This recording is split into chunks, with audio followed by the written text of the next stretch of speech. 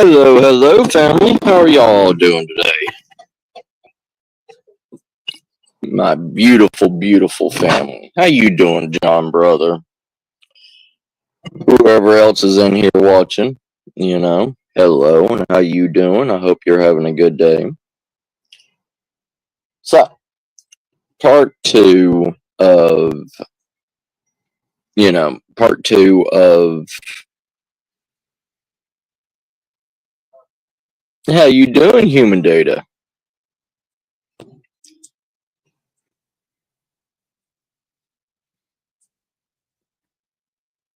Hi, it's good to see you here. I hope you're having a great day, human data. It's good to see. It's good to see new people here.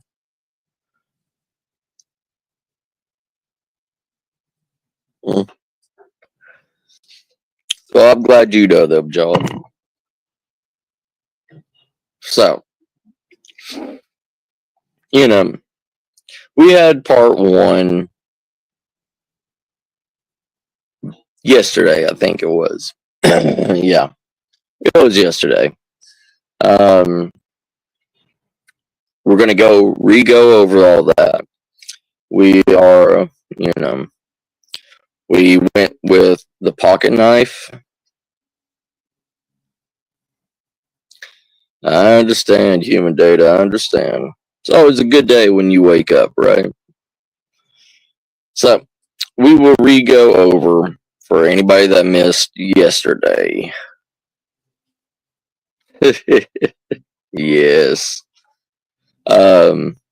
So in what we chose and everything for the big knife, for the survival knife, the heavy duty survival knife, everybody went with the Sheffield Rogue. All right. It's a good old school 12-inch Bowie knife. You know, old Rambo style. Has a makeshift serrated blade at the tip of it for a makeshift saw blade. Um, you know, out here in Texas, you don't really need saws. You don't need because everything is really dry. A lot of cedar, oak, stuff like that. It's dry, so it's easily breakable by hand.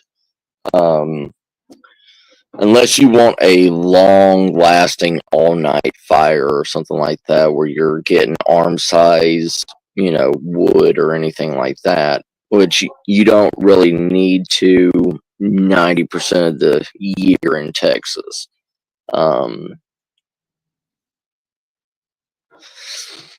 other parts of the world, other parts of the United States and stuff, it's different. You do need firewood. You do need, the nights get very cold, especially in like desert areas or up north, uh, especially around like Canada, Alaska, stuff like that, where there's snow all year round. So we got the Bowie knife. We got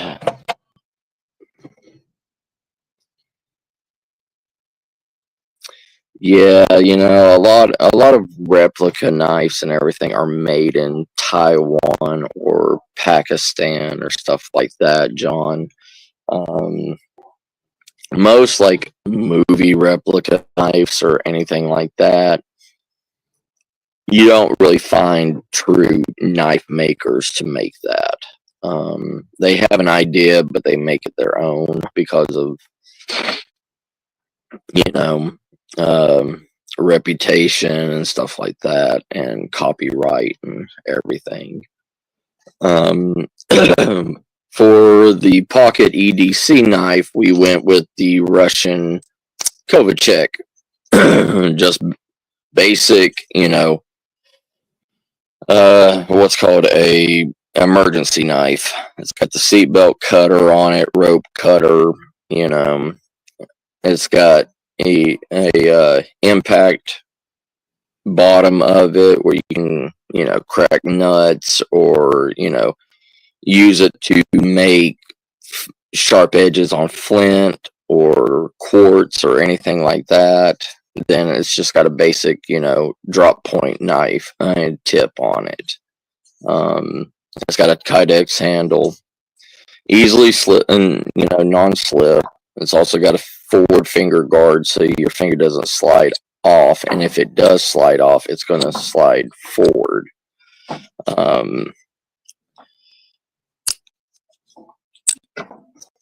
This is the EDC pocket knife for smaller, trap making, stuff like that.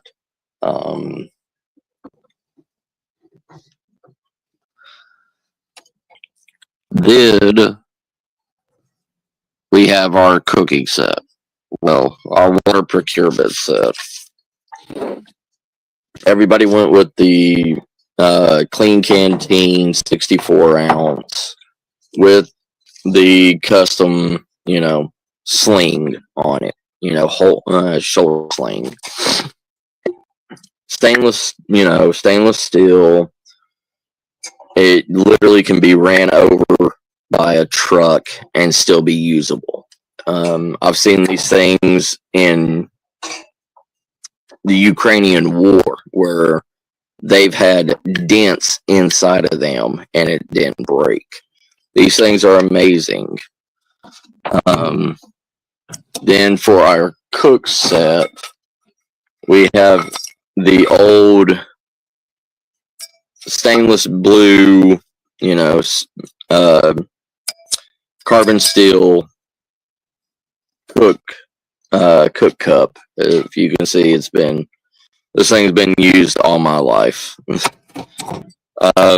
We got a Vietnam era GI spoon, fork, and knife combo. We got a pincher grip instead of gloves or anything like that. We got a pincher grip for handling hot things. Then for our sleeping set, we got a 2-in-1 hammock tent combo. The hammock is a 2-in-1. It's a bug net and tent. If you don't have 2 trees or anything to put it on, it can be set up as a tent. Yeah, it's pretty much, hey, Bad, how you doing, sis? And then we got a 10 by 6 tarp to go with it. It's a 2-piece combo. It works together. So that is everything that we have so far that we have put together. Thanks to all of you. So now we're going to continue on. Yeah, it's a 32 ounce, cooking cup, or coffee mug, whatever. Yeah. So now we're going into farther things. So this is my custom survival bag. It is a Guess 100% leather sling bag. I take this thing everywhere. Like, when I say a survival kit, I pack a survival kit that is usable for anything. So, I've got a complete fire kit right here. It has 2 ferrocerium rods in it, if you can see. I've got a blue flame ferrocerium rod with twin strikers. And I've got a... let me get it out.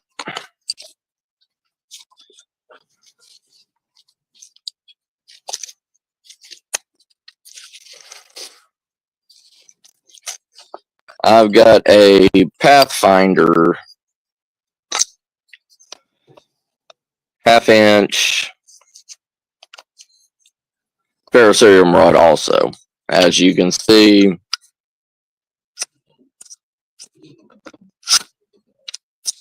I don't know if y'all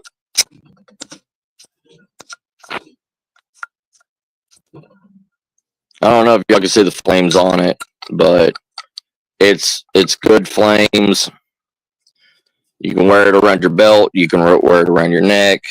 You know, it even has a small tinder holder in it that you can put whatever you need to start a flame in it. But I've got 2 ferrocerium rods in one. And it also goes into a belt loop.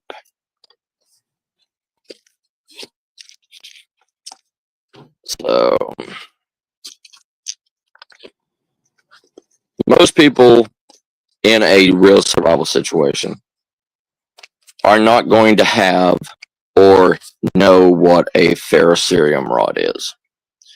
Yeah, you'll get a small little ferrocerium rod in a survival kit if you buy it. But knowing how to use a ferrocerium rod is different than having a ferrocerium rod. Most people are going to carry a lighter with them, especially in this day of age where everybody is 420 friendly.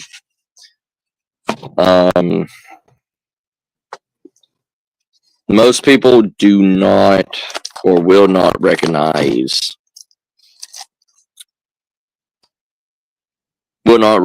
real survival stuff.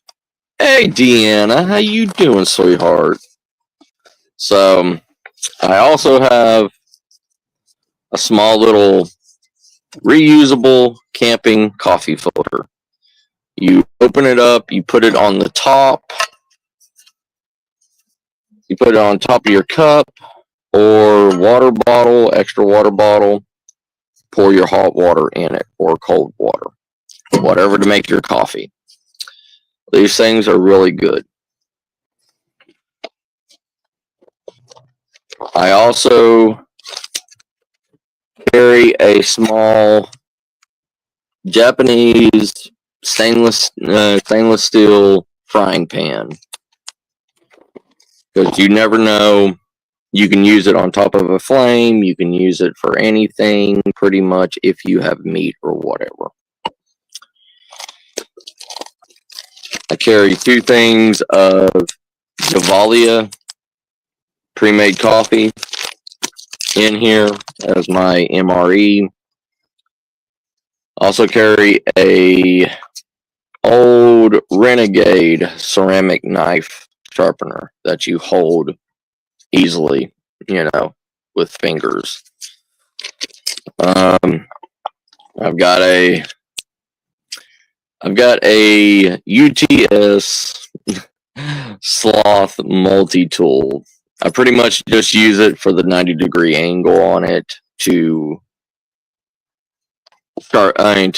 do my sparks on my ferrocerium rods. Also in this, I carry 2 things of sopa. You know, it's tomato sopa. It's Knorr pasta with tomato powder in it to make soup.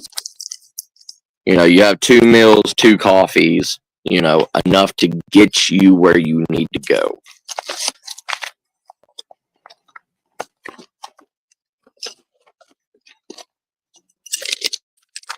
All of that fits right into my front pocket, my front flap pocket. Also, I carry a metal straw.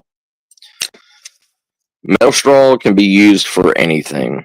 It could be used to get down into an area that has water from a rain or whatever that you cannot reach with your cup and drink straight out of it. You can use it as a bellow to bring your fire back to life. You put it straight into the bottom of the fire. You blow through it to bring it back to life. What's up, Razor? How you doing, brother? And metal straws, yeah, we're doing good, Deanna. We're doing really good. Um, most people don't realize the simplicity that can go into survival. You know, I also have what's called trout rope. It's not tarred, so it can't.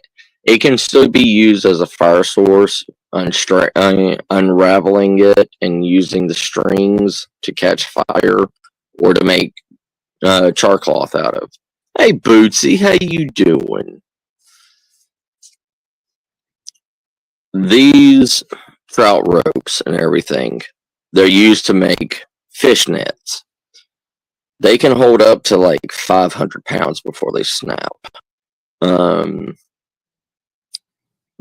so if you need to use this for other things, for traps, snares, something like that, still a good thing to get a 150, 200 foot roll of trout rope. Then everybody, you carry a tarp with you. It doesn't matter who you are. Carry a tarp with you. It folds down to nothing, and it can fit into anything. Then I have this. This little thing right here is a laser fire beam. If you can look at it, it takes rechargeable batteries, but this thing can catch anything on fire. It can pop things, it can burn things. You can use it as a self-defense weapon against creatures. You can burn insects with it. You can start a fire with this thing. Yeah, it would have been. It would have been nice. I use that as my emergency thing. You know, I use it as an emergency. I also have another thing, another fire kit. You can never go wrong with fire kits, okay? You're always going to need fire. And like what Uncle Al was saying yesterday, a Swiss Army knife. Yeah, you know, most survivalists carry a Swiss Army knife. Most European countries carry a Swiss Army knife.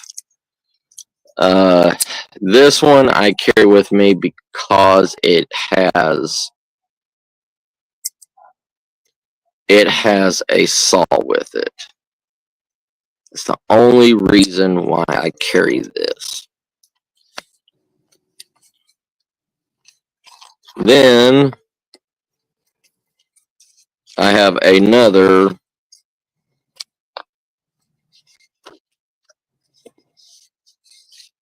ferrocerium rod. I have a ferrocerium rod. It's one of these, you know, dollar store survival, you know, 3-in-1 survival things. It's got a survival whistle on it. It's got a button compass. But the one thing is,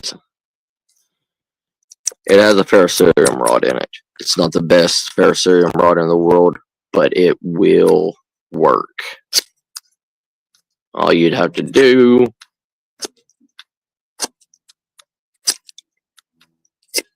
see, it's not 100%.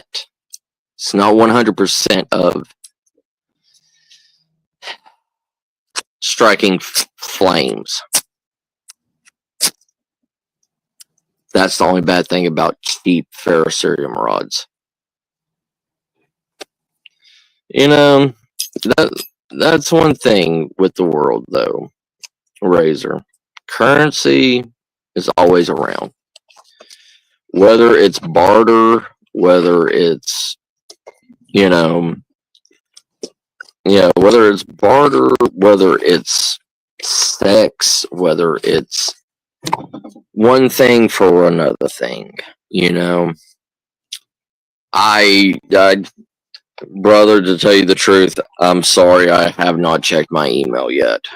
Been at work and everything, so it gets, I get behind on a lot of stuff. But I will check it tonight.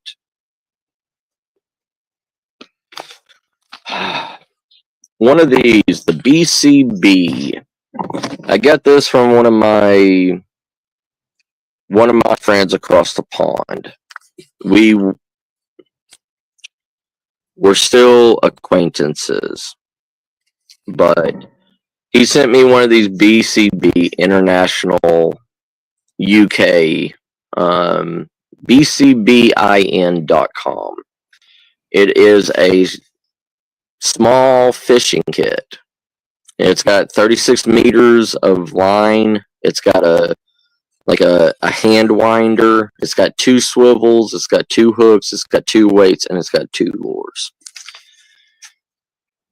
These things are good. If you don't want to make your own or whatever, buy one of these. It's not that it's not that expensive. These are good.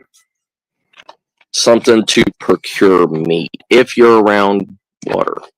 That's the only other thing. If you're around water, I have two water bladders. They're 2 2-gallon water bladders or dry bags.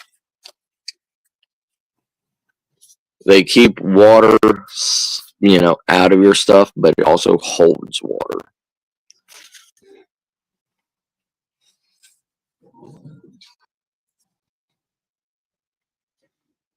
Yes, sir, Razor brother.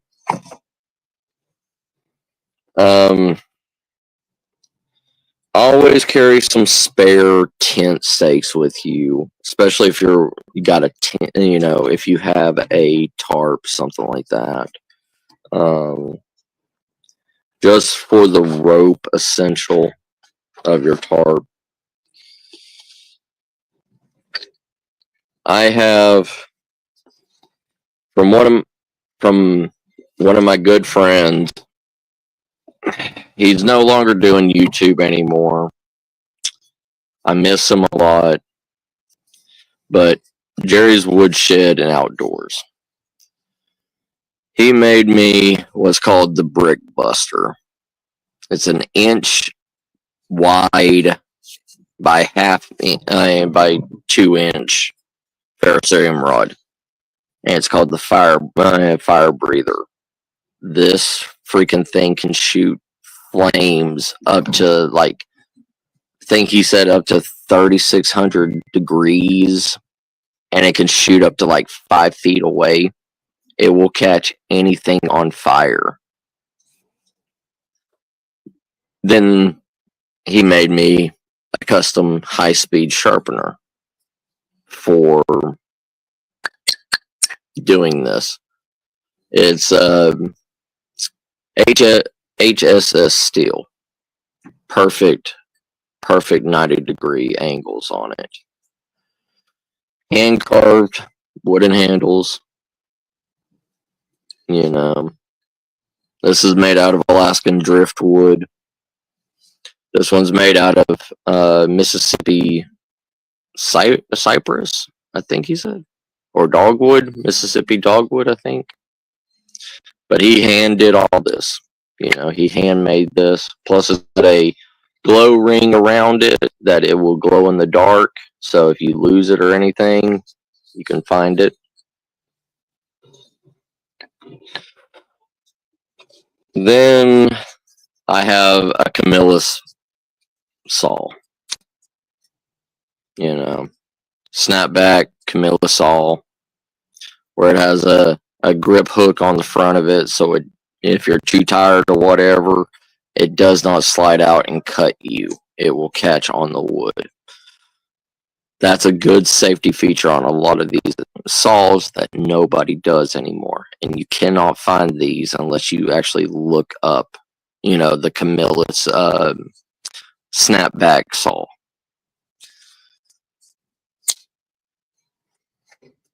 Then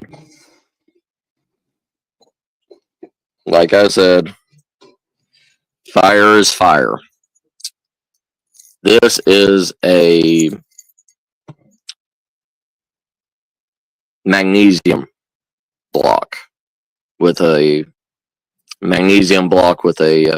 ferrocerium rod on it. What you do is scrape off the magnesium and everything. Be careful with these, especially breathing them in, because most of them, if they're Chinese made, they have aluminum in it. I mean, even breathing in real magnesium is not good for you. But you can pick these up at Harbor Freight for like $3. I think it's like $2.25, something like that. But you can pick these up. These are a good all-purpose fire starter. You shave off probably about a dime size quantity of magnesium shavings, then you strike it, and it will burn for about 3 to 4 minutes. Yeah, these things are amazing, you know. But this is what a real survival kit is for. You know, a real survival kit is this. This is what you should be packing with you. This is what you should be holding with you. You should not be worrying about how you're going to start your next fire. You should not be worrying how you're going to get your next meal. You should be worrying about getting a good rest, and you should be worried about getting home. All of these are get home bags. They are not, yes, they can be considered a survival kit, but it's more of a get home bag. It's more of having the items already procured, ready for you to go home, ready for you to survive, to be able to be rescued or go home. I even carry this with me in my back of my car.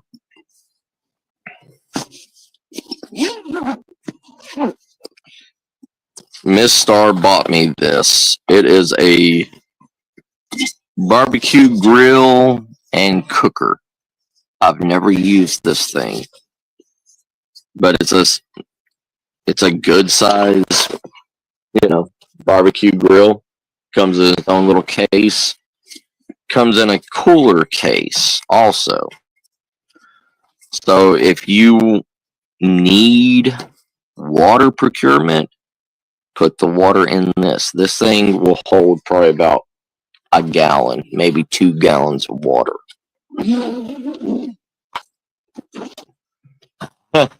Spark it? You want me to spark it? Okay, give me a second.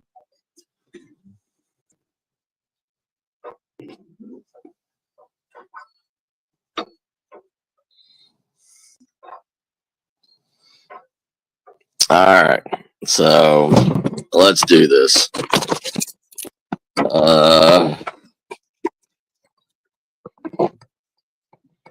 Alright, you ready, everybody?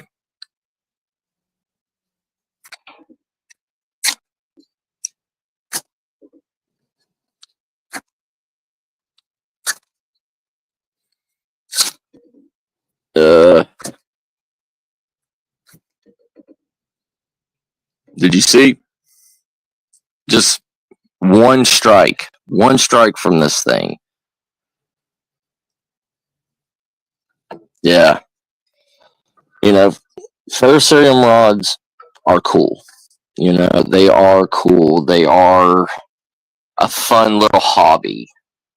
They're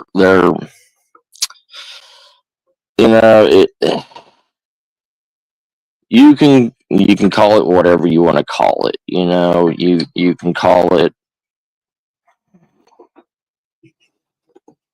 it's like a kid in a candy store when you actually learn how to use a ferrocerium rod. Yeah. One mag block, yeah. I mean, if you have one mag block, you're good. You're good. Did you see it, Bootsy? Did you see what I did?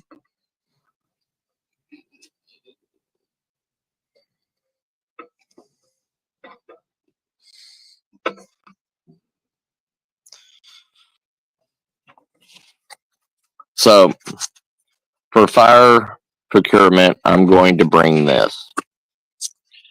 I'm going to bring these two fire, magnesium blocks. Okay. Because I don't want to take anything out of my personal survival kit, because this stays in my car all the time. I do not want to take anything out of that bag. Okay, good. I'm glad. I do not want to take anything out of my survival kit, because that's what screws people over. People take things out of their survival kits, move it around into other EDC bags or whatever, then they end up losing their stuff. And then they have a bag that is in their car that is missing 5 or 6 items that they need or should have had.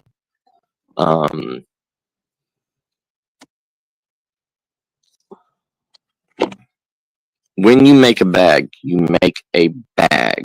You don't move anything out of it. Yes, you check the food and stuff in it to make sure it's still in date and everything. And you only replenish the food if it's out of date or whatever. But you don't take your gear out of a bag. You make multiple different bags for different situations, different scenarios. So, speaking of other bags, speaking of other bags, yeah, this is another bag. This is my long-term storage bag. It's a 30-liter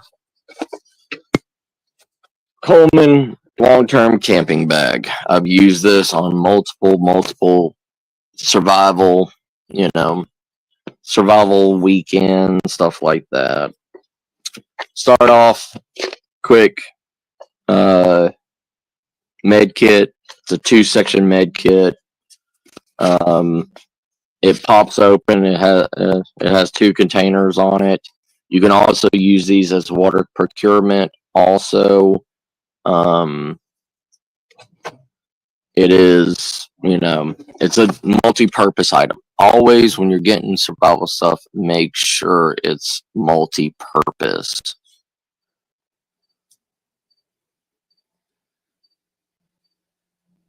Right. Yeah. That happens all the time.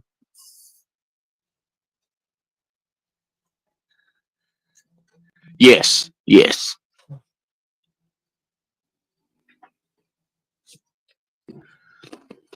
In this one, I have a life straw.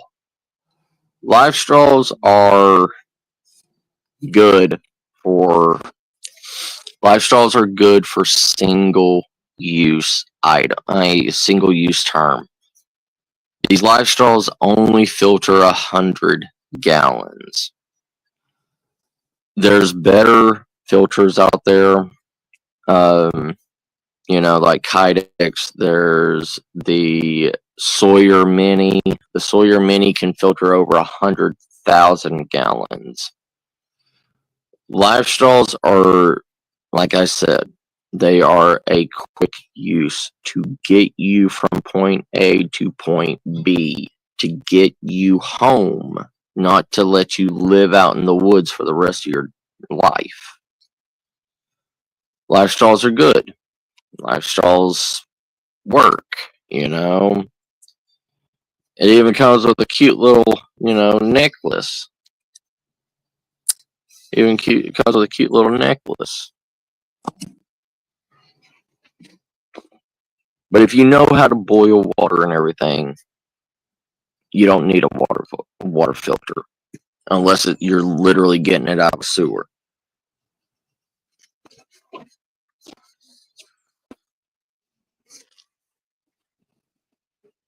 in here, I have multiple things. I have different bandanas for different reasons. I have red bandanas to tie up wounds or to put on a stick and let it wave so they can see bright red flapping in the wind. I have blue for cold compression. I use it only if I sprain an ankle or something like that, and I need to put it in cold water to put on on a sprained ankle or something to bring the swelling down. Orange for when I'm walking through the woods and I need to be spotted. Then I have things like this. I have procurement bags. This Miss Star made for me. She sewed this together for me with a belt strap so I can put it on my side and have it hang from my side when I'm collecting berries or nuts or pine cones or fire starting materials. It's a good bag.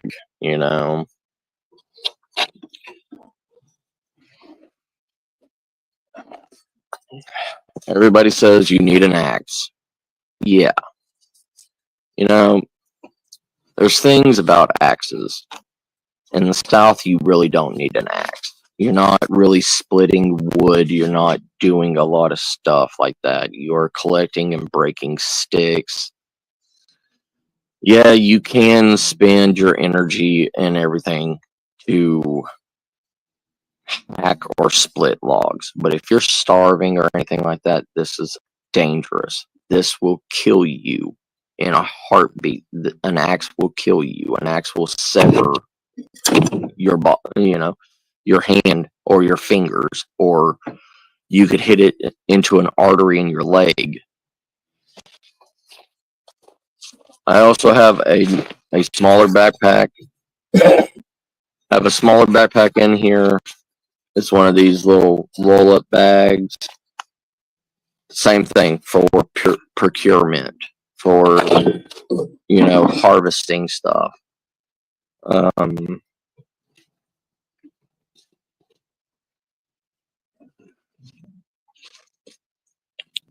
have my husky gloves, as you can tell that they've been through hell and back with all survival stuff. My fingers, I got holes in my fingers. My palms are coming apart. Like, these gloves are good. You can't get them anymore, sadly. For this, I have a bigger Fisker's axe. I have a power tooth saw. It's a two-handed, saw. It's for bigger cutting, longer stays, stuff like that. If you know you're in somewhere where help is not coming to you for a month, you need something like that because you don't want to spend that extra calories or time procuring small and small and small to where it burns out throughout the night.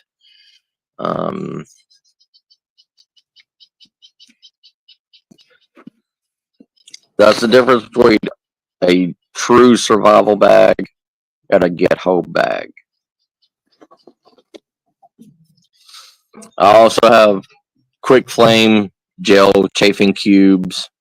Started up with a ferrocerium rod with no problem. It can be a good fire. It can be an instant cook. You can set your water bottle on top of it, boil water really quick, blow it out, reuse it again. They're good for limited purposes.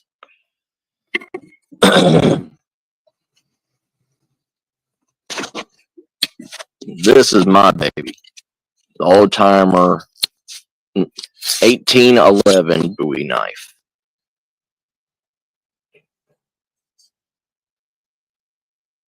Schrade 1918 Bowie knife.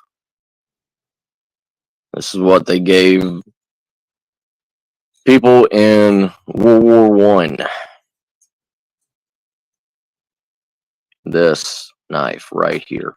I love this knife. This knife can take a beating and give a beating. I love this knife. I will not be using this. I'm going to be using the Sheffield Rogue.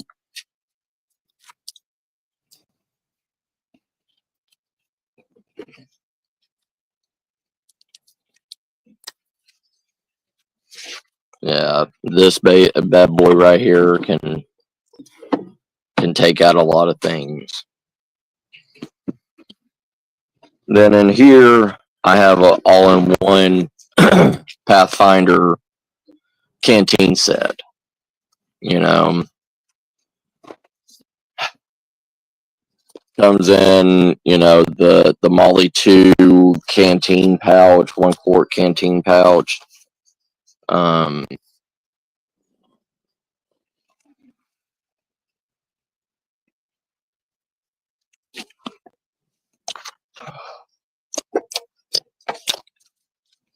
This bad boy,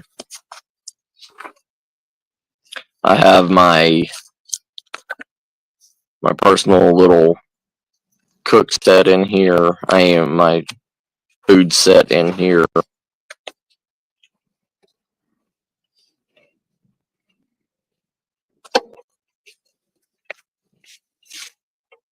So whenever you got something like this, Marshmallow, hi. My cat is. What's up, Shangy? How you doing, girl? Come on, Marshmallow. Down, baby. This, whenever you're in a survival situation or whatever, you want a tight fit with your cup and your water bottle. Ugh. So you wrap a bandana around your water bottle and you fit it tight and snug inside the cup. You know, the cup is a cook pot. It's a whole entire complete cook set together. It's by the Pathfinder.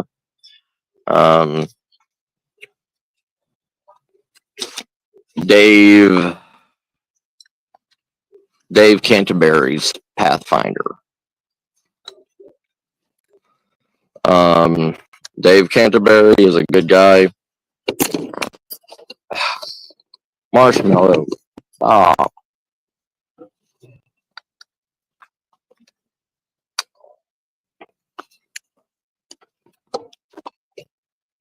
Baby, come here. Come here, baby. Come here.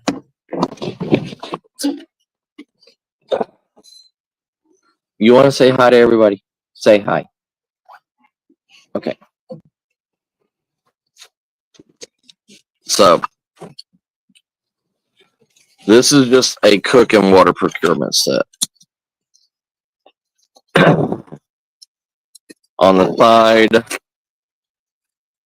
if I have to, I got a steel. I got a flint and steel. I've got pencil sharpener to make, you know, to make wood shavings. You put a twig in it or whatever.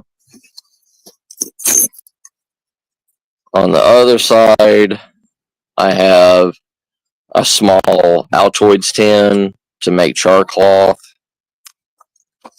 Yeah, that's my Marshmallow.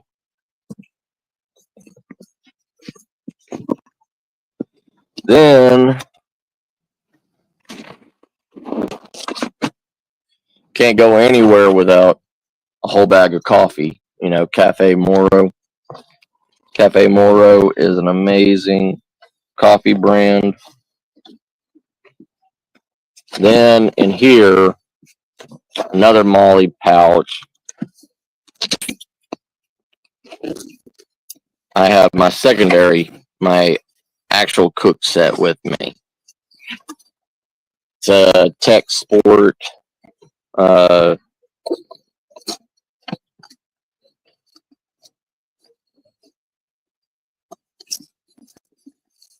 export cook set.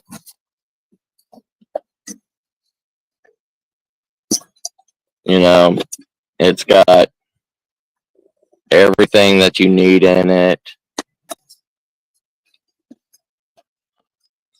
You know, it's got a whole entire pot. This thing is made to cook food for like 6 people.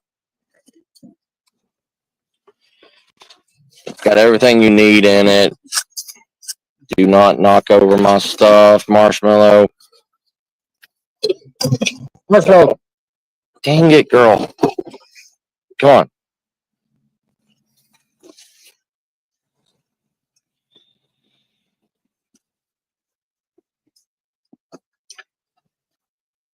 This, like I said, real survival gear, a real survival bag is made for everything. You know, you have something for everything. You are making your home base. You are finding the right area to make your base.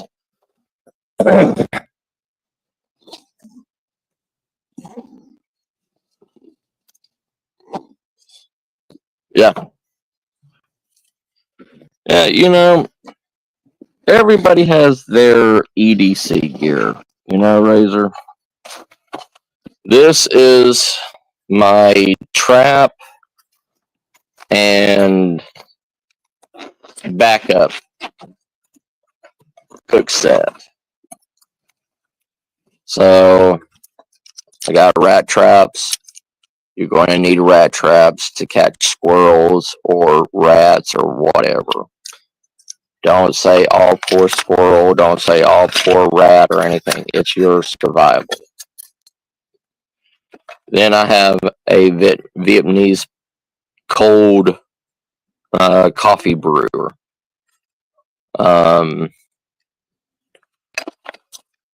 You can make, it's a cold press that you make cold coffee out of. Cold, concentrated coffee out of. I have a small bag of coffee in here. I have a box with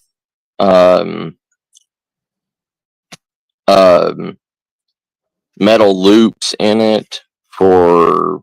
Hey, Cassie, sis, how you doing? This is a backup to a backup. You always have to have a plan A through Z.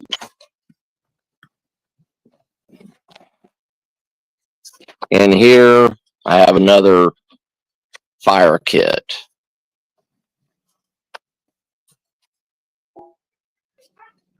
I have a gator that is 100% cotton that I can cut up and use as char cloth. I have a Phillips head. I have a flathead screwdriver. The reason why I have a flathead screwdriver is so I can bang it into tree trunks and everything and try to crack it open without putting my hand into a snake or a wolf spider nest or a scorpion nest or something, And also with this, you can also use this as a frog gig spear too.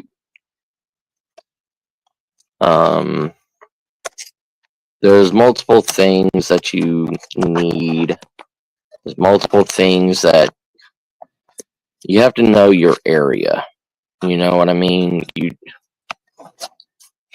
If you don't know your area, then you're dead, pretty much.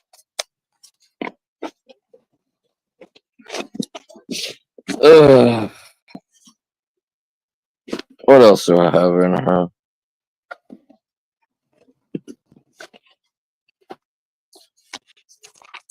Oh no! That's why you always check your gear. It dry rotted.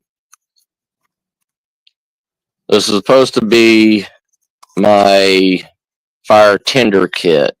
This is why you always check your gear, because it dry rots, it breaks. Man-made stuff only lasts so long. Well, this was my fire starter procurement kit. It had multiple. I'm gonna have to break it open now. It's shrunk, but I have 4 of these small things that I can make.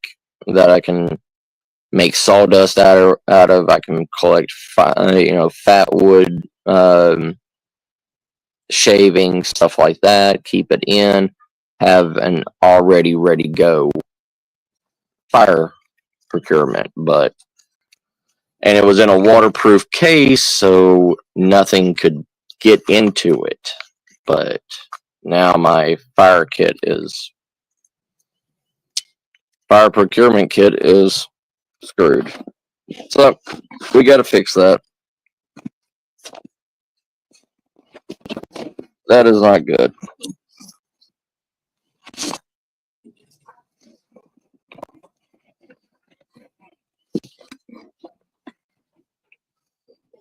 This is why I go through it with y'all, because to show you, not even me, not even I can. Ow! Not even I can.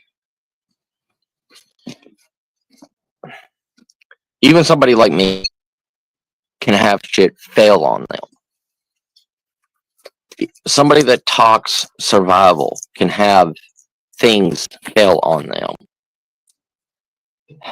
A gut knife, Skinner. Always have a gut hook with you, just in case you do come along bigger game, like a raccoon or a possum, or hell, some other animal's kill. Because you're in the wild. You will come across other animals' kills. You'll come across a bear kill that's sitting there rotting in debris. You will come across, you'll come across a half-eaten deer that's been sitting out there for a couple of days. Take care, Razor brother. Love you, bro. You be careful out there. Enjoy your food.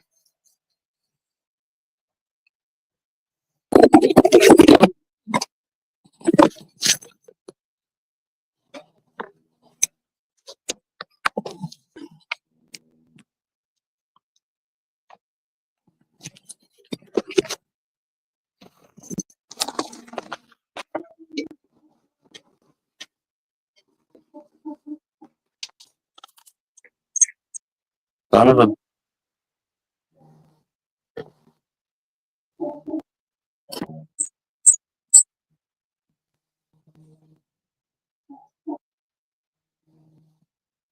Okay.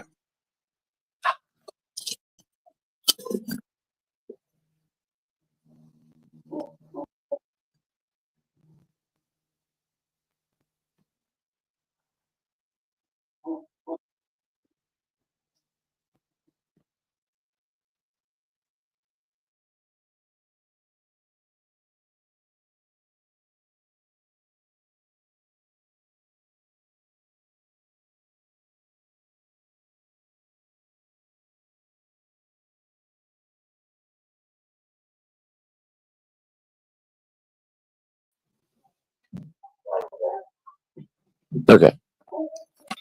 That's better. All right. Yeah. I've got.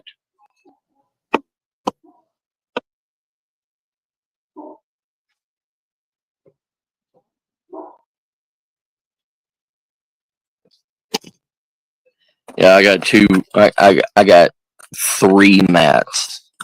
I got two mats in the guest back room. How funny is that?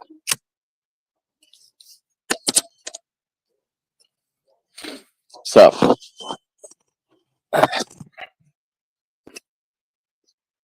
you know, with what I have, with what we went through, I believe I could survive 2 days. Because we are looking at what a normal person would have with them in a real survival situation. A real, oh Lord, I am screwed. What do I have with me?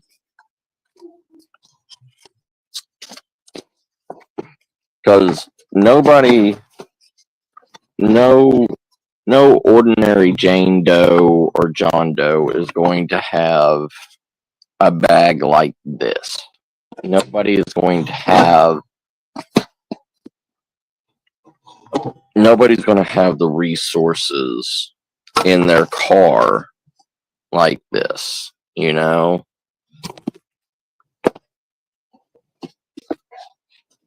That's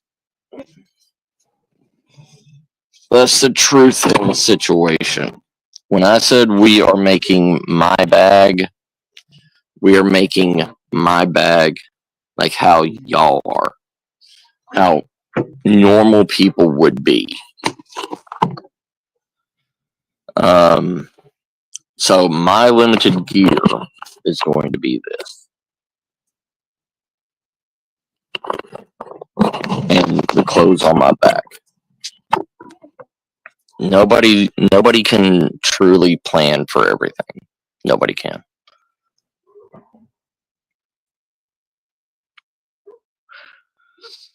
And I don't want to hear that, yeah, I can survive on anything.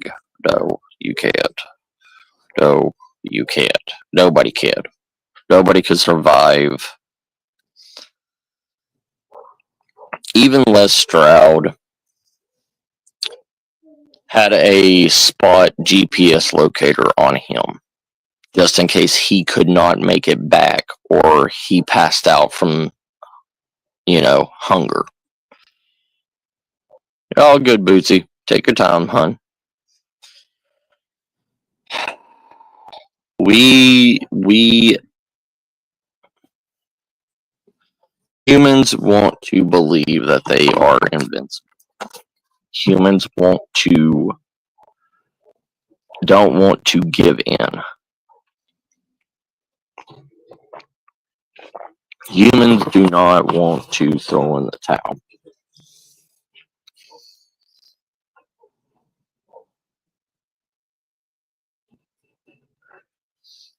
We all want to believe that we are invincible. We all want to believe that we can handle any situation.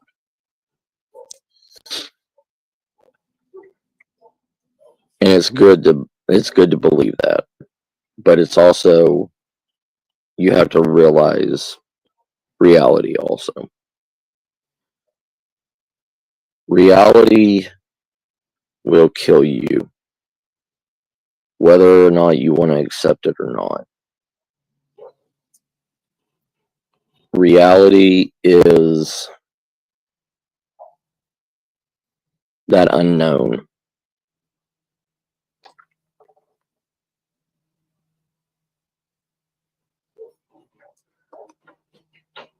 When I used to teach survival classes,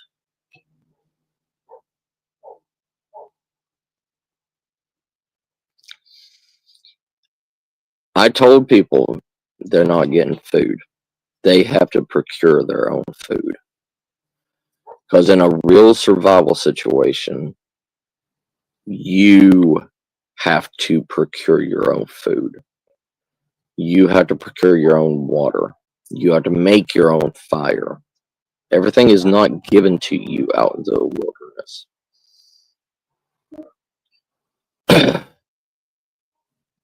People want to pay big money to act like they're a weekend warrior without taking the consequences of reality.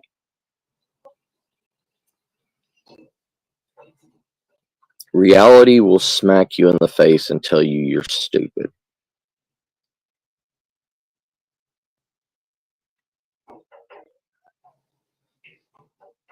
Reality will smack you back under and make you learn humility.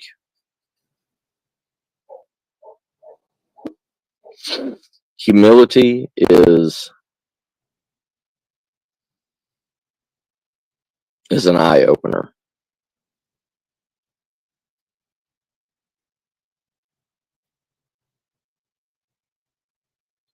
Because nobody wants to acknowledge it. Nobody wants to acknowledge their weakness.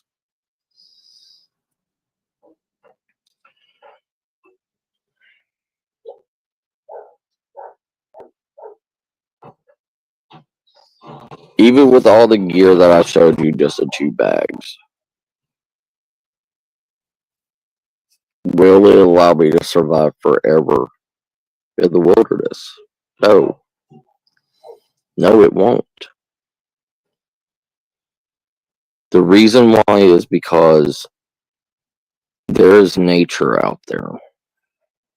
There is sickness. There is unexpected weather. There is lack of food. You're not going to fish every day, and you're not going to catch a fish every day. You may get a fish every day for a week, and then those fish stop, or you fished out the population in that one area of the stream or river that you're beside, or they just moved. You have to follow animals.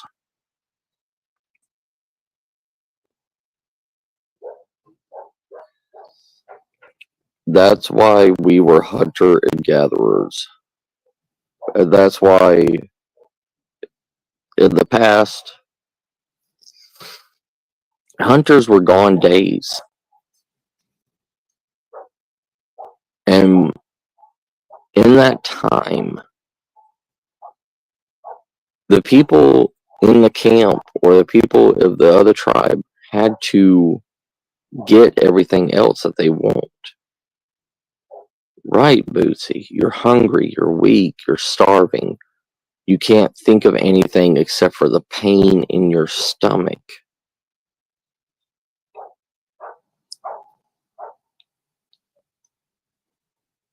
Real survival is painful. It's not a glorious story to be told. It's not. It's not some overcoming fear. It's not some overcoming, your weakness. It's not.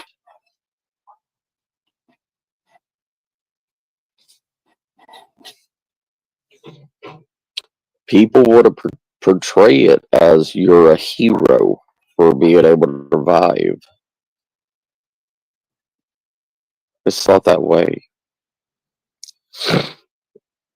There was a guy in Canada that was sentenced to jail because he killed Canadian geese to survive and eat. And Canadian geese, you can't kill a Canadian goose in Canada. It's like their state bird or something like that, or protected species or whatever. And it was either his life or the bird's life, and they didn't care. Hey, Rain, how you doing, sis? Like, they didn't care. I mean, yeah, they gave him a lighter sentence and everything because he was in a survival situation, but they still gave him human laws. They still tried him. After he was better and everything, they tried him and put him in jail. He was emaciated. He lost like 10 pounds or 10 or 20 pounds or something like that. And he could only catch what he could catch.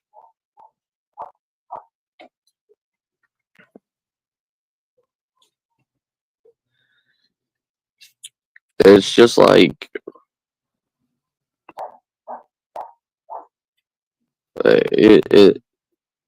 you have to realize survival situations are not like it was 300 years ago. If you survived 300 years ago in a crazy Antarctic boat expedition or something, and you were the last one, you get tried. Especially if people that died on your ship had more reputation than you, you could have seen the the guillotine. You could have been hung or spend the rest of your life in jail because you killed some big name scientist or they died. It's just like now. If you say you and your best friend go out in the woods and get lost, and you come back, if they don't find any reason that you should be tried, they won't try. You'll still go to jail. You'll still go to the police. And you'll still be questioned. You'll still be, put on trial for somebody else's. Yeah, the Donner Party. Yeah, it,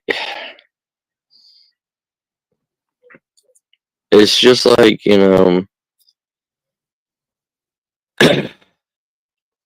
there. You have to realize that after survival, you have to go back to reality. You have to go back to humanity.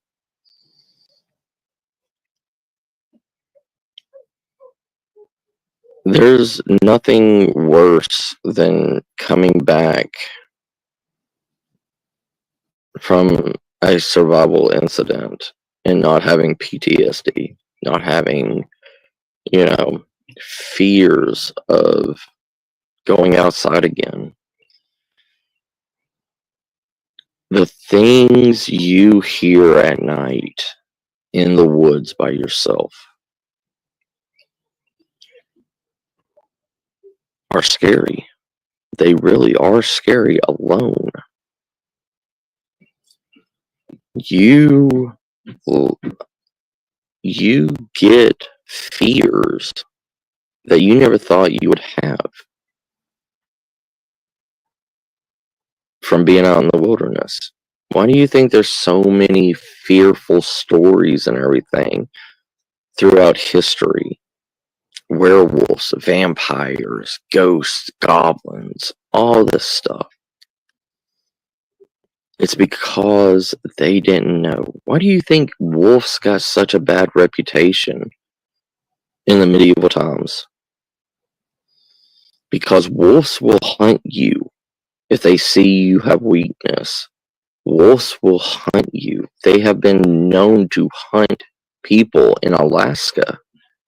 A whole entire pack will hunt down humans if they see weakness in them and kill them. And the wolves will kill you. Coyotes will kill you. Girls, stop.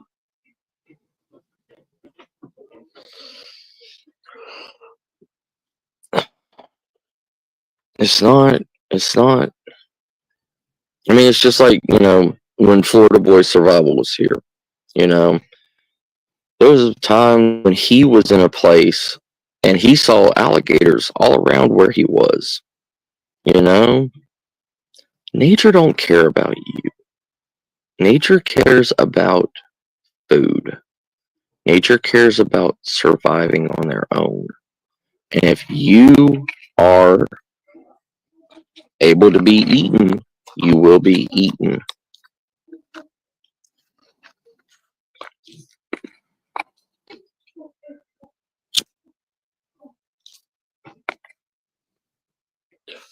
Yeah, Bootsy. You know, it's just like in, in the outback, you know, there's hundreds of animals that will kill you just to kill you because they feel threatened. There's some insects out there that will kill you just by landing on you and you brushing your shoulder, and it's a reaction. What are they called? Jumping jacks or whatever? The ants that put their ants that have stingers that sting you and like put hundreds of people in hospitals every day. Like, then there's dingoes. Dingoes are just as aggressive as wolves. Koalas are aggressive. You wouldn't expect a koala to be aggressive, but they are.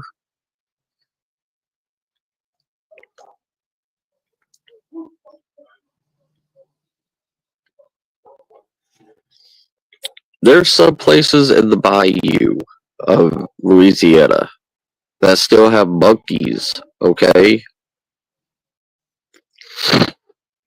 There was a train wreck of Barnum and Bailey in like the 1920s or 1930s in Louisiana. And the train overrolled and like 120 monkeys escaped out into the bayou. And I remember my ex-girlfriend, she was a voodoo priestess and everything. They would go out into the trees and hear yelling and hooping and hollering and everything and shoot up in the tree, and here comes a freaking monkey falling out of the tree. Like, nature survives. Nature will steal from you. Nature will kill you. Nature will do anything in its power to hinder you. And that's why you see all these 411 cases. You see all these missing people accounts. Yeah. Yeah, Bootsy. Yeah. Nature survives. Nature doesn't matter where it is. Nature will adapt and overcome.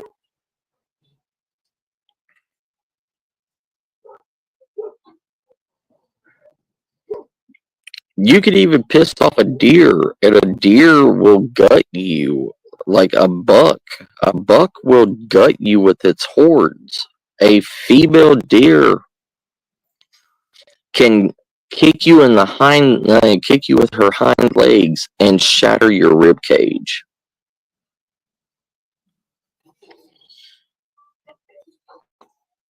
Rabbits will attack you if cornered. Squirrels will attack you and give you rabies. Yeah.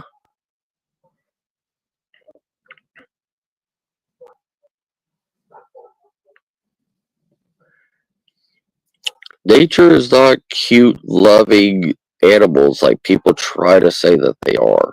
They're not. Yes. If you help an animal will understand. An animal will accept help.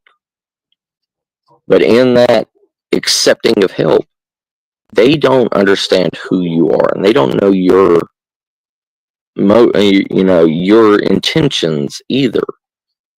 There was a dude that helped a deer off of a barbed wire fence because it tried to jump the barbed wire fence and got his leg caught in the barbed wire.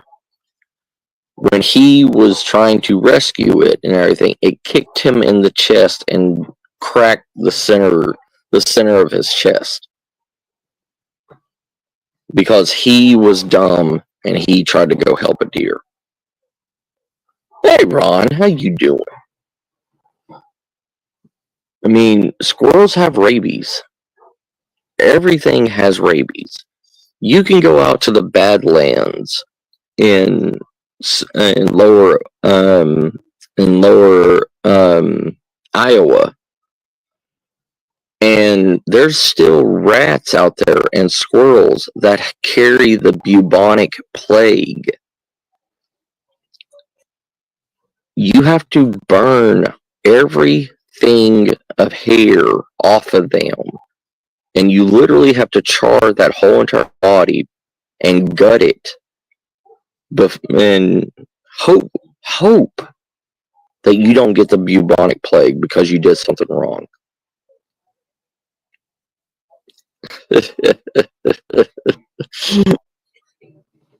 Yes, Bootsy, yes.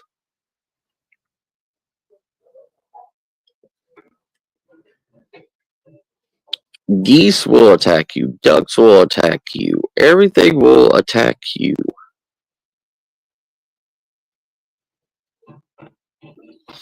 No, possums, raccoons, they all can get rabies. Any mammal can get rabies.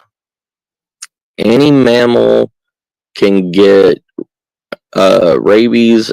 Any mammal um, can get any kind of sickness. Like, and you know, it's just like, armadillos. You can eat armadillos as long as you don't eat their liver. But if you eat their liver and everything, they can give you what is it called? Leprosy. Just like turtles. Snapping turtles can give you intestinal worms. Any reptile can give you worms. Locusts, grasshoppers can give you intestinal worms also. Can give you tapeworms.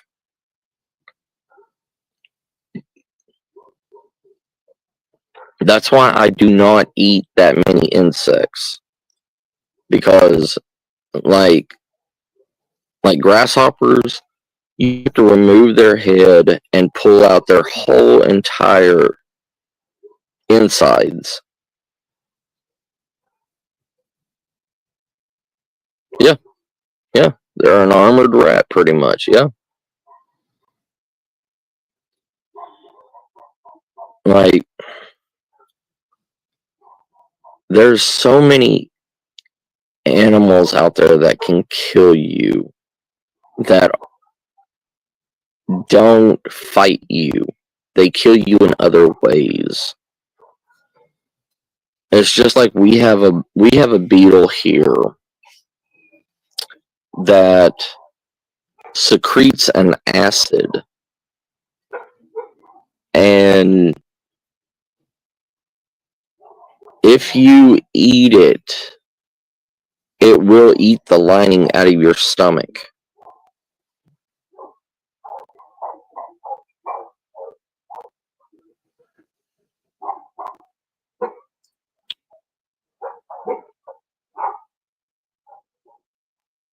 Yeah, I mean, there's so much that we do not, and it's just like carpenter ants. You can't eat carpenter ants. You can eat red ants, you can eat brown ants, you can eat any other kind of ground ant. But carpenter ants you cannot eat, because carpenter ants secrete a some kind of venom in it that, if you eat enough of it, it's like arsenic. It will kill you.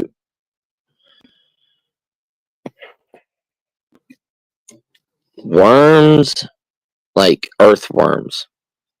yes, you can eat earthworms to an extent. People play around and say, yeah, you can eat earthworms like spaghetti. No, you can only have about 5 earthworms a day because they they don't have a stomach. So everything, the dirt that they eat gets secreted out of them. And if you eat them before they evacuate their bowels and everything, you eat that dirt that is also filled with their intestinal fluids, and it makes you sick.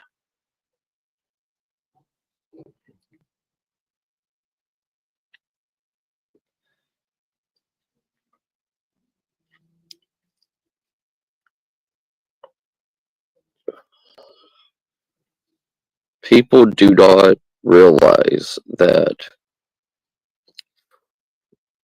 That's why you see when Survivor Man was eating earthworms in somewhere, I think in the Rockies or something like that. He was eating earthworms, and you only saw him eating 3, even though he found like 20 of them under a rotten tree. He found 20 of them. He ate 3 of them, and he used the rest as like fishing bait. And the reason why, and he wouldn't tell you why. Why didn't he eat all 20? He was starving and everything. Why didn't he eat all 20? Because of that reason. And if he says that or anything, that means everything in the wilderness is not safe.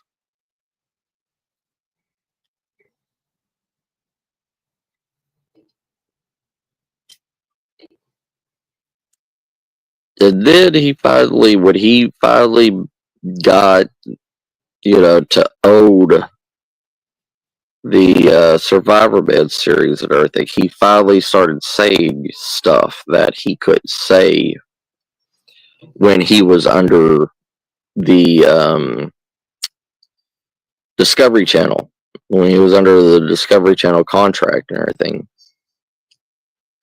When he was telling why was he taking the heads off of grasshoppers, why he was removing everything out of a grasshopper before he ate it, because he didn't want to get intestinal worms again. He didn't want to get tapeworms, because he got tapeworms when he was in the Okefenokee swamp, when he was eating snapping turtles. He was in the hospital for like 3 months after the Okefenokee swamp episode, because he got so many tapeworms from those snapping turtles that he ate. And that's why when he was on that Mexican island and everything, he saw so many turtles and everything, but he said he would not eat them ever again. Yeah.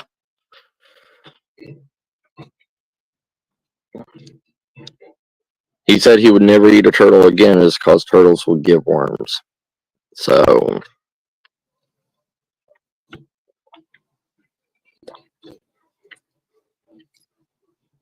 and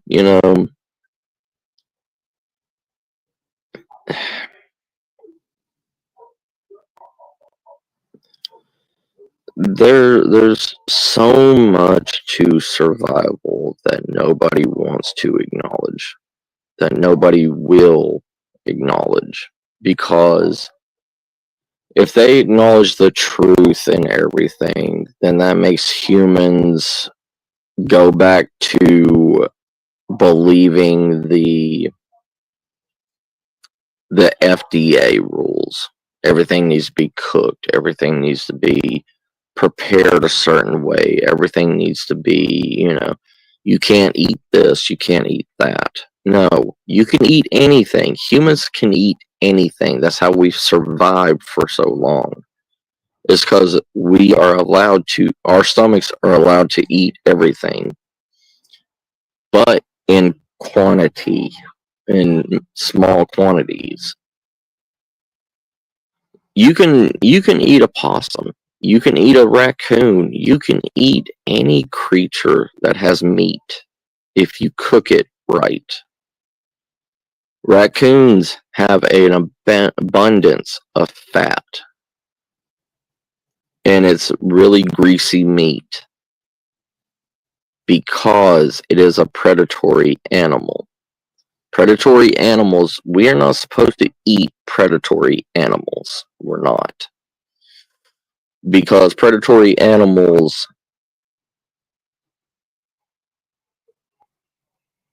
yeah, yeah, FDA wants to kill us in a different way. It's the way the world is. Just like you can't survive on rabbits. You cannot survive on rabbits. You cannot survive on squirrels. You will get what's called protein poisoning. You cannot just eat the meat of rabbits and squirrels. You have to eat everything of them. You have to eat the eyeballs. You have to eat the brains. You have to eat the guts. You have to eat their internal organs. You can eat armadillos, Ron, but as long as you don't rupture their liver. If you rupture their liver, then you have a chance of getting leprosy. But yeah, they have no fat on them whatsoever. They they have 90% lean and 10% fat. Their fat gets cooked out. So you have to rely on the other fatty parts of their body, like their eyeballs, their brain, their lungs, their stomach, stuff like that, to get that fatness in their body. Yeah, you can get, it's called protein poisoning, but it's called lean poisoning also, lean meat poisoning. That's why you do not eat that, like 90%, 10% lean and fat. You don't eat that stuff. It makes you sick if you eat too much of it, too much quantity of it. Ducks, ducks, avian creatures, stuff like that, are better. Like, especially waterfowl. Waterfowl has the highest quantity of fat, so your body can digest it better.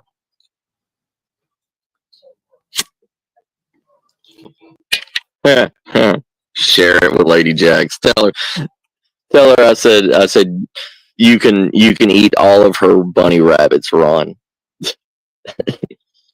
Her snack packs. Tell her I said snack packs. But yeah, like waterfowls are better than other animals. And you know what the best way of catching birds are? It's a torture, but it's the best way to capture birds. What you want to do is find like a berry bush or something that has a lot of activity with birds, and you want to tie hooks with berries on it from that bush onto the hook of a fishing hook. Tie it with a string, a fishing string. They will swallow that whole entire hook with the berry on it, and it will get lodged in their gizzard. And it's a horrible way. It's horrible, but it works. It's a horrible way to kill birds, but In a survival situation, that's what you got to do.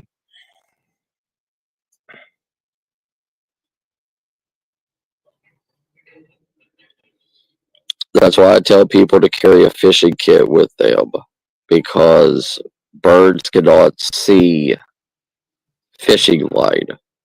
They can't see it. They don't even see the fishing hook. They see the berry that's on the hook.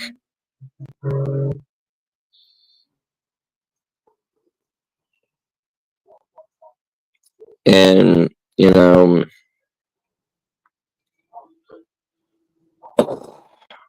there's so many things that you can do to capture animals, But the easiest way, you want to make your life easier in survival. You want to, if you see a lot of squirrels, if you see a lot of, mice or anything around the area that you're at, hey, what is up, Signal? How you doing? Hey, John, brother, welcome back. But, you know, people say, "I'll make these intricate, figure four traps and, a rock fall trap and all this stuff and everything." No. You don't want to waste your time on that. Just pack your bag with 4 to 6 rat traps. And good rat traps. Good, thick, heavy bar rat traps. And you'll be safe. You'll be good. You know.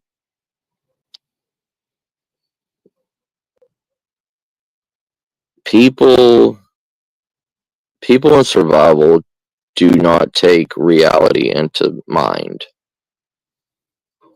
They don't take reality into consideration when they're making their bags, because the thing is do not survivalists live in a perfect world.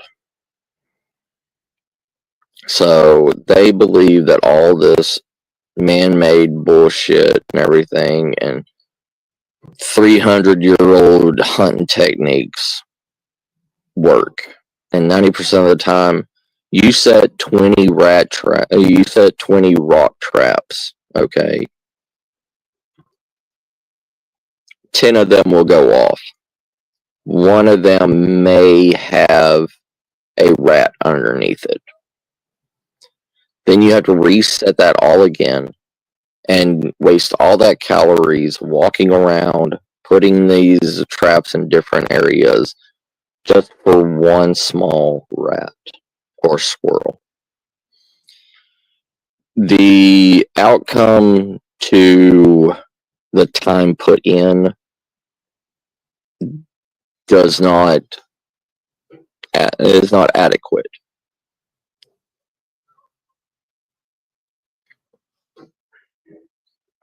But rat traps, you could hear a rat trap go off.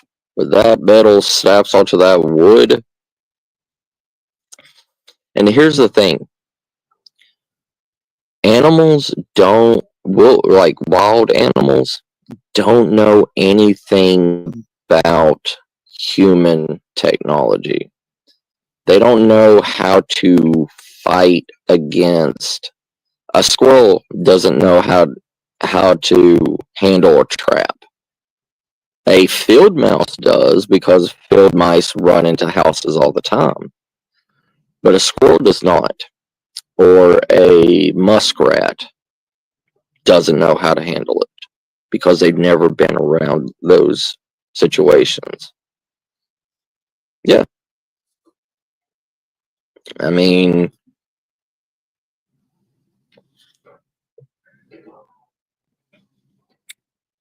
you gotta take chances everywhere, brother. I'd rather a rat trap snapped out on my fingers than a 10-pound rock on my head. You know what I mean?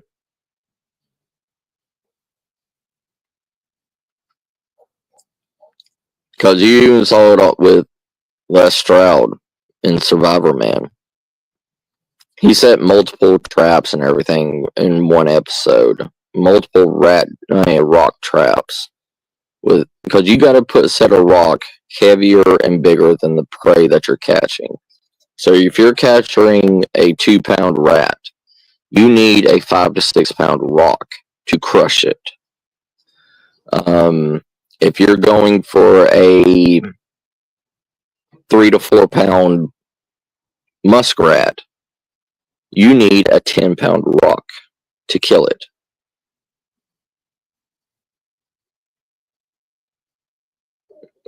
I like that, Bootsy. I know, right? Skunks and possums and raccoons, they're getting ahead of their time, aren't they?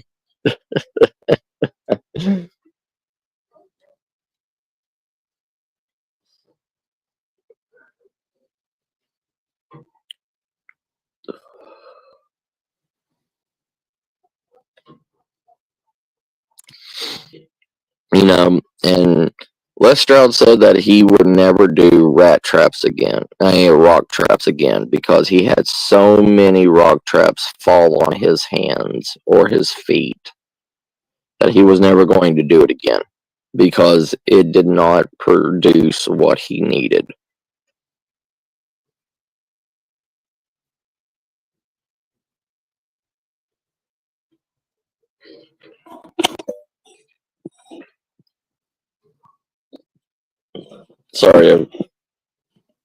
Sorry, everybody.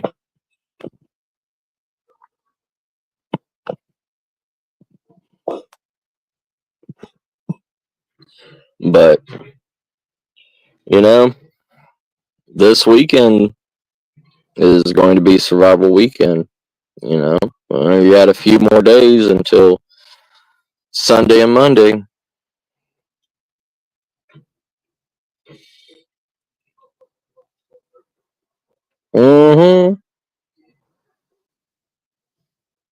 They sit there playing with their smartphones and everything in the dumpster.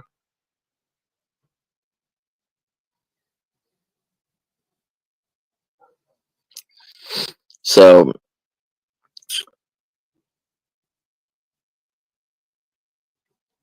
Sunday and Monday, like I said, we're going to take this small little survival kit and we're going to survive. We are going to survive like a normal person is going to survive. We are not going to take a pre-made survival bag like I showed you. If I took one of my bags with me, I won't have to worry about anything. It did. It really did, Bootsy.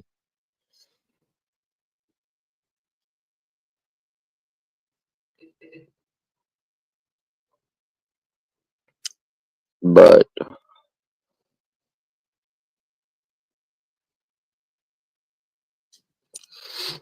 I hope I can do a good video for y'all. I really do. I will go and I will do the editing and everything on this video. I hope and pray that I can do a good job on it. This will be the first time I'm doing video editing of an actual video. Hey, Angel, how you doing, sis?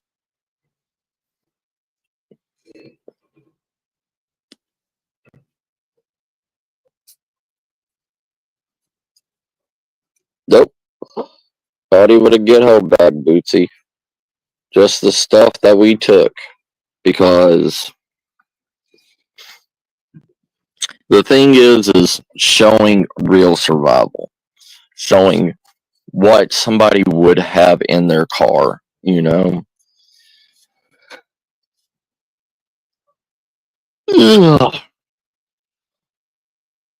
Well, it was good to see you, Angel sis. But, at the top of the hour, I'm about to end this. But,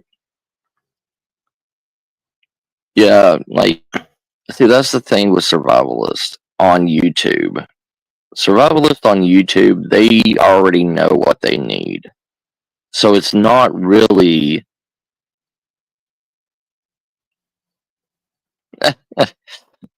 Yes, Ron. So other survivalist channels, they've already pre-packed their stuff. They know what they need. And that's not teaching. That's not showing people that they can survive with bare minimum. A normal person, Bootsy. A normal person. Not a Matthew person. Because if I had if it was a Matthew and everything, I would take my get home bag and never have to worry. You know what I mean? Or I'd just take my survival bag with me. I'd be good. I'd be rosy. But most people don't have a survival bag. Most people don't have a get home bag. Most people don't have anything but what is in their car. You know? And, most people are going to have a pocket knife. That's it. They're not even going to have the Sheffield Rogue. They may have a blanket. They may have the clothes that's on them. Signal. But we in the survival field need to start teaching the people that watch us. We need to start teaching them how to actually be able to survive and overcome the situation that you're in with what you have, not a pre-packed whatever. Because you don't learn skills from watching somebody else. You don't see what has to be done to survive if you have everything with you already. You know what I mean?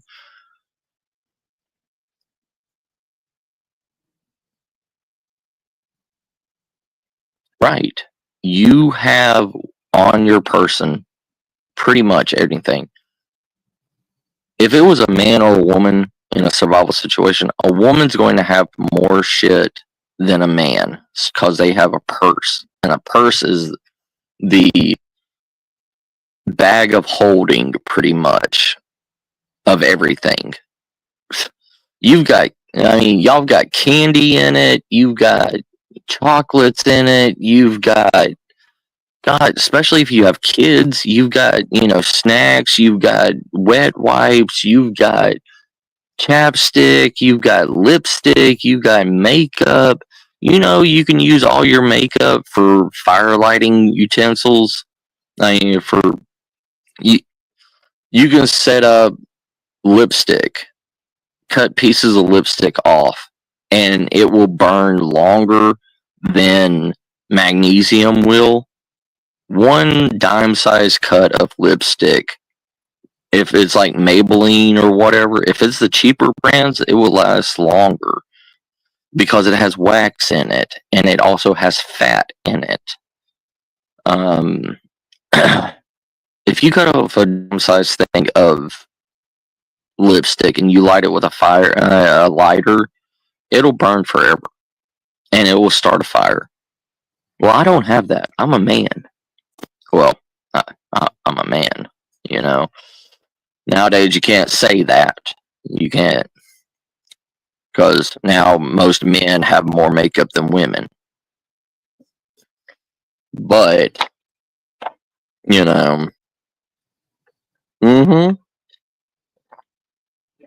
can use Carmex. You can use anything. Most men ain't going to have the stuff that a woman is going to have in her purse. A tampon.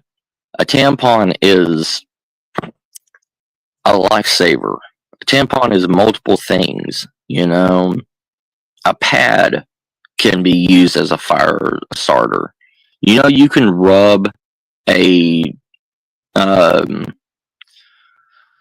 what is it? Crap. The one with the wings. Tampax. Tampax.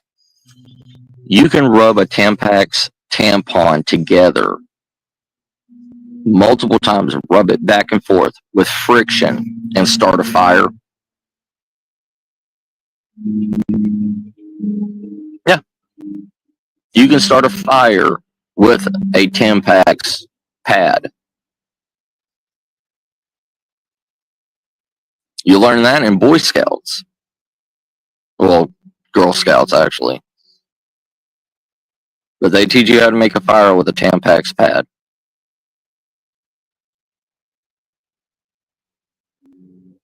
Yeah, yeah. It will catch on fire with, rubbing together with friction. Like I said, women have literally a survival kit in their purse. And you don't even you need one of those old, if you carry one of the old school nail files, the plastic handle with the sharp end on it, I call it a prison shank nail file. If you have one of those metal nail files, that can be sharpened on a rock to be a blade, can be a homemade knife. You can sharpen it.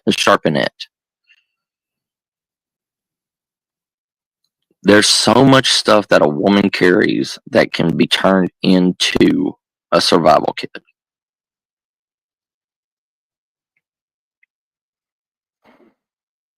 But we overlook all this stuff. We overlook what we have on us. We want everybody to, pack an EDC, pack a to-go bag, pack this, pack that, carry this. That we don't stop and think, well, what if they don't have that? What if they can't get it?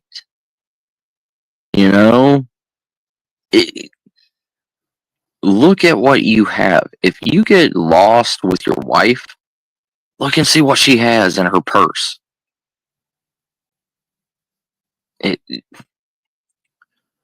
You've got a survival bag on you, even if you didn't buy one.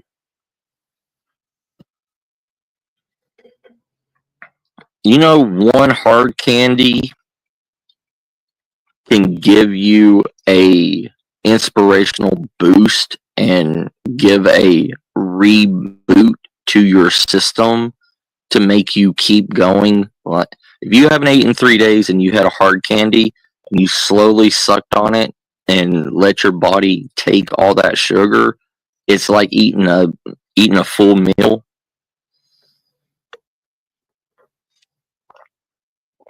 Right, Signal. Why do you think they add hard candies to MREs? Is to give you that energy boost that you need, that sugar rush. Remember that. Put, hard candies in your purse. Keep hard candies in your purse at all times. And also, you can use hard candies. If it's butterscotch, you can use hard candies as a fire starter also. You melt it, put it in. If you have a lighter and everything, you melt it, then you rub dirt on it, then you light it again, and it will catch on fire.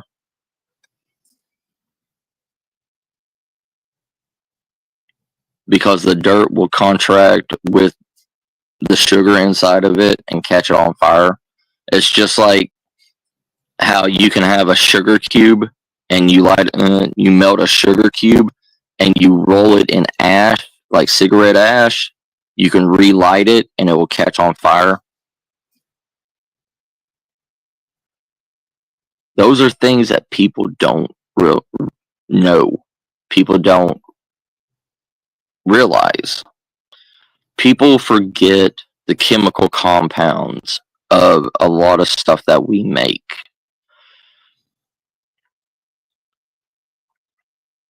I mean, It's like bleach and urine.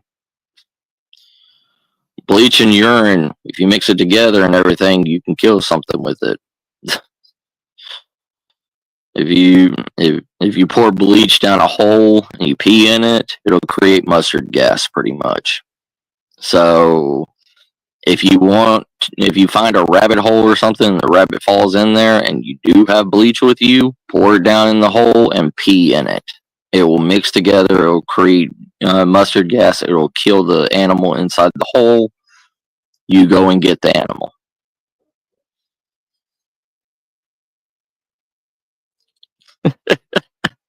I like that, Bootsy. Yeah, I mean, we we we forget so much. We I like that. I like that, Bootsy. I really do. I really like that. But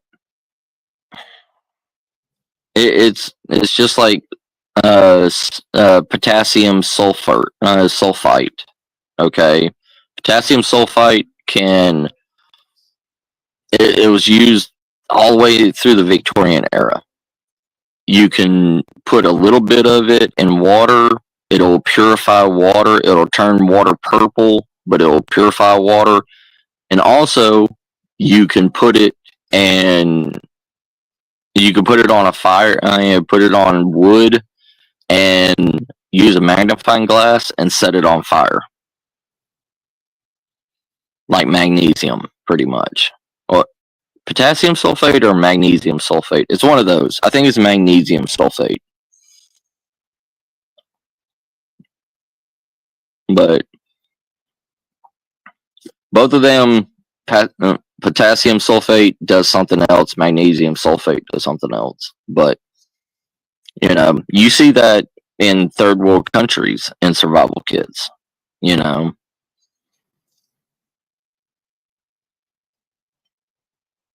But there's so much. There's so much that we forget because we are in a first world. First world countries get lazy.